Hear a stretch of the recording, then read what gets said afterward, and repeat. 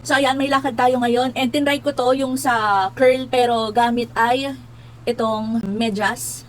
So ganyan ang itsura niya, okay?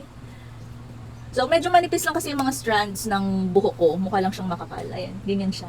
'Di ba? Buong buhok ko na 'yan.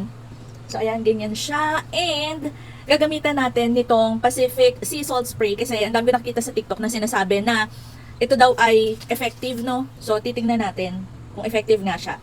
Directions for use: bedhead spray onto dry hair and finger comb curl spray onto damp or dry hair and use a blower. Wala tayong blower pero anyways, sige, try natin ito.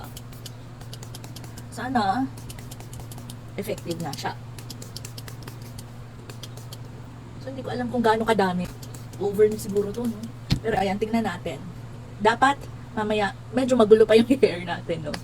Suklayin ko lang yung taas. So, ayan. Anyways, kung gusto nyo ng pampatagal din ng kapit ng inyong kulot-kulutan o kung anumang ayos ng buhok nyo, ayan, try nyo na din tong Pacific Sea Salt Spray. So, medyo magulo na agad yung pagkakakulot. Hindi naman kasi ayos yung pangkulot ko, diba? So, anyways, ayan, titignan natin. So, ayan, check out na. Ilalagay ko sa yellow basket.